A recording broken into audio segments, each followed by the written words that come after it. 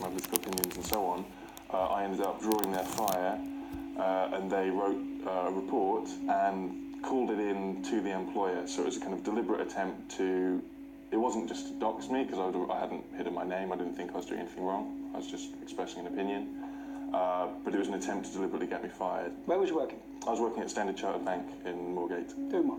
I was an associate, so I've been there from a grad. I went to Bristol University and then went into the bank straight afterwards. So I've been there for about just around 18 months at this point. So a good career? Yeah, it was going well. Internally, there'd been no issues. When you say you got involved, you was giving your political opinions with regards to? Obviously, the controversial stuff, so immigration, Islam, these kind of issues, but not in an extreme way, nothing you wouldn't happily say to anyone. Just so we can get clear, we're not talking about committing a crime, we're just talking about speaking openly about immigration and Islam. Yeah, and no one had a problem with it. That's the whole point that kind of strikes me about it. So it's not like anyone made a complaint, nothing's happened, so what did Hope Not Hate do? So Hope Not Hate, one of their, I can't remember which, but a team of their researchers wrote a small report. They were calling up multiple offices at the bank, and they were also focusing, because obviously we have a very big presence in the Middle East, so they were focusing on officers there to call them and just basically say, you've got this guy working for you, he's an Islamophobe, he's a racist, blah, blah, blah, all of which obviously isn't true. I remember I was just sitting at my desk, and I get called in by the MD, and he sort of says, have you been saying this? And I say, yeah, no, I haven't. Didn't see it as a problem. The same guys were going to a lot of journalists trying to flog this report as well to make a big story out of it. Eventually, in around the summer of last year, you get this article. It's very vicious and it's obviously largely lifted from the report that came out a few weeks earlier, using slurs, using kind of nonsense labels, calling us Nazis, all that kind of thing. Calling you Nazis with any evidence? Was there no any evidence anything you whatsoever said? At all. It was made up with a very clear intention of making me lose my job, and it is a common tactic. And you did lose your job? Yeah, I was suspended, and then once the coverage happened, they obviously, whilst previously, like internally, the bank, I think, had kind of thought, well, maybe this is just an attack piece. Once there was coverage, obviously, it's their reputation on the line. So then, pretty much immediately, I was fired. I have worked... Just so that the public understand this, you committed no crime. You speak, outside of work, about immigration or Islam. With no hatred, just facts. And because of that, where are you?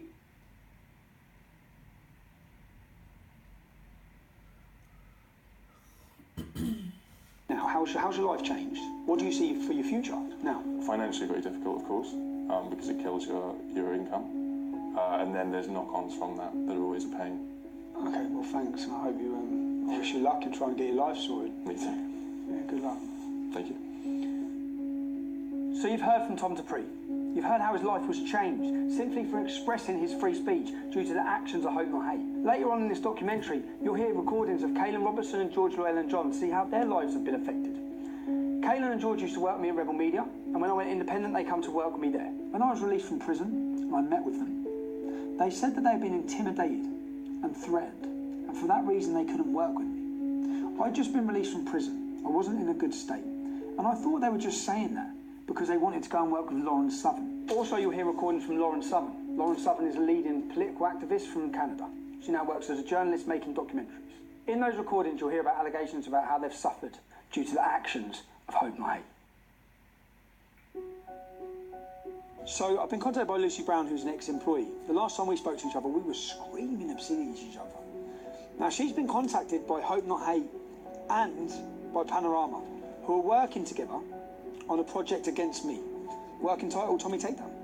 So, I'm on the way to see Lucy. I'm actually really concerned and worried about what it is they're up to, because I know everything they've tried to do to take me down hasn't worked, so let's see what's next.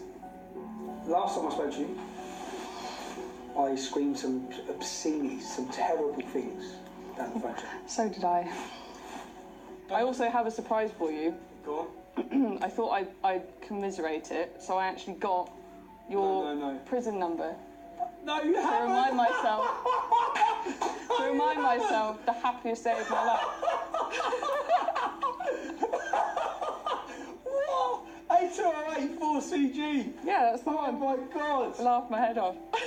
Oh my God. Shit, Lucy, you were fucking angry. How have we ended up sitting here? And what are we talking about? Well, I received a very interesting email from one John Sweeney a couple of days ago, who is a big, was it BBC presenter for Panorama? Yes, apparently he's quite well known. And he's asking if I want to go for first it was a cup of tea, but then it was a pint. And he'll come all the way to Cambridge to see me. And I think he wants some dirt on you. You was approached by Joe Mulhall? Joe Mulhall, yes, Hope Not Hate. So you approached by Hope Not Hate, who told you, I've seen what they've told you. Yep. They told you that there's a take Tommy down. There's a Tommy takedown. Tommy takedown? Yes, and they've been taken on as sort of advisors to the BBC to help them with interviews and to get information about you. How easy would it have been for you to... They offered me £5,000 for a front page story about you being a twat. What you could have done, you could have absolutely destroyed me, and my life, and my name, Yep. and my reputation. More so than that prison number did. More so than me going in prison could have done. Because you could have said anything, and they would run. I've arranged to meet John Sweeney tomorrow at 2 p.m. And by the sounds of it, what these people do is they try and be your friend when you're vulnerable, and they ply you with drink, and they try to get you to say something that you wouldn't normally say. I want to show what Lucy could have done. Well, none of it will be factual, but what Lucy could have done. Now, bearing in mind, I might not have been here. You could have just done this. Fake text messages, falsify sender numbers of text. So if you wanted to, my phone will be here. Let's change the number there. No, we'll keep that as we said. Let's put my number in. So you, respectively, as a disgruntled employee who fucking got my prison number tattooed on your wrist. Joe Mulhall's just messaged me. Let's take down Tommy. I'm flat broke. I've got no means of income. Hate you. Joe Mulhall's just messaged me saying I can get you some money to do Tommy in. So I can go to fakemytext.co.uk and I can make you text me and then I can show... Panorama. My phone's here. I'm at home, Right. minding my own business. I've got Joe Mulhall there. Joe Mulhall offering the takedown of Tommy Robinson. Offering me some money, and you have said to me, what? If you have anything to do with this Panorama company, I will fucking bury you. You bitch. No. Hang on, because I'm writing YOU, but you write you. I write you. Sorry. I just need to make it some bad grammar because... Yeah, drop the T's because I don't pronounce my T. I'm going to put W-I-V instead of with.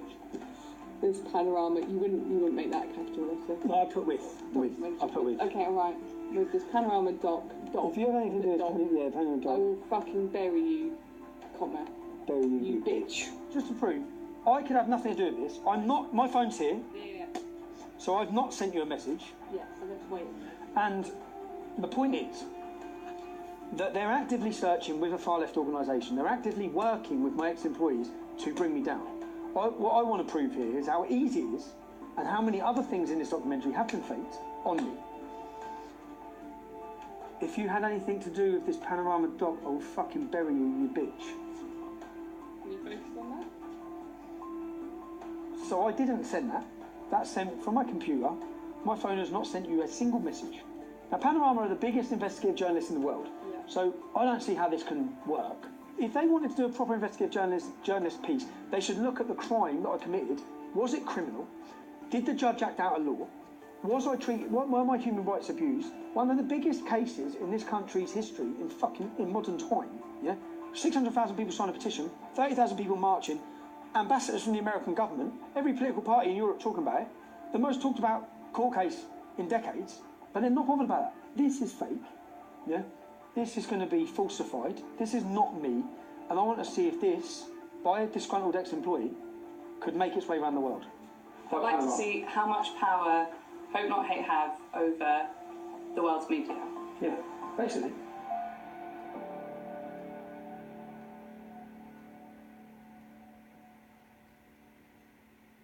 This is the little mining. This will replace your button.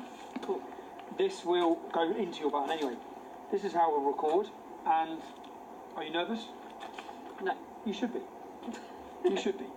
And well, let's just wait and see what we get from this. Time will tell. But good luck. Don't do anything I wouldn't do. Thanks. mate. See you later.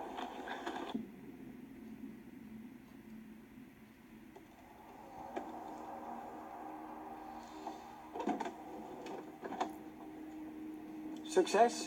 Mission accomplished. Mission accomplished. Let's see. Crazy? Not crazy? Good? Not good? Lots of alcohol was consumed tonight for the greater good. I can smell it. You'll see. You took it for the team. I only drunk for the team. I did what I had to do. Right. Let's get these files sorted. work out what we've got. We've got lots of footage to go through, but straight off the crazy thing for me is you're steaming. Which is a champagne and a double gin. Thank you. And then we're going to have some red wine, but Cheers. we'll panic about that at the appropriate moment. Thank you very much. Thank you. Here I am on expenses in a boozer with the dog and the fire.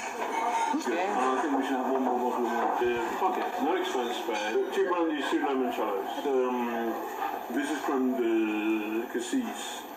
Or the Keel Royale. But even better is another version which is with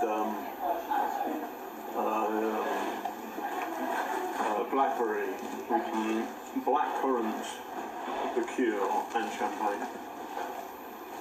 Keel Royale. Have you got any flaming Sambuca?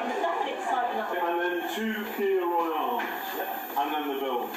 Lovely, thank you. Thank you very much. I think we've got to do a runner. It's a joke. It's fine. It doesn't, I don't care. Not only, I really don't care. Service included, so make it 220. Thank you very much. Was this on BBC Expenses? How much alcohol's been consumed?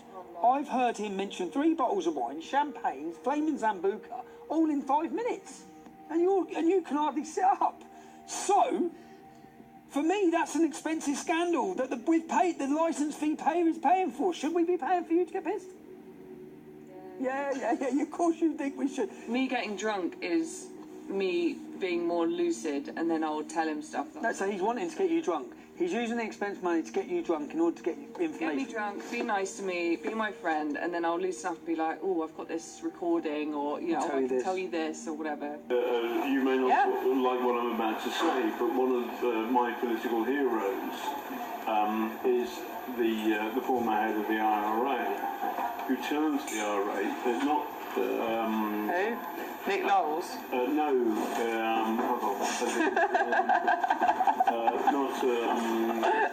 guy got on well with the Queen. So there are 2 of them. I should know that, but...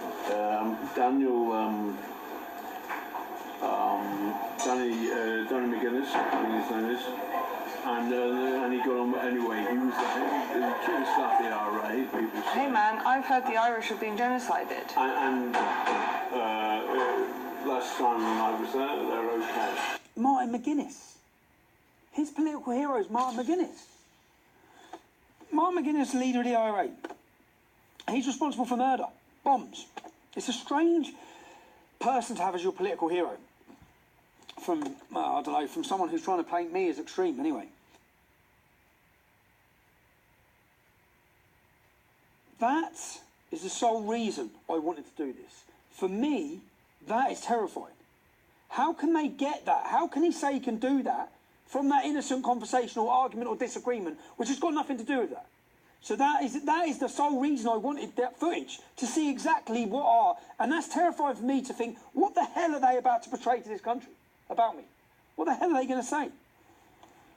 That's not the first time that's happened. In what sense?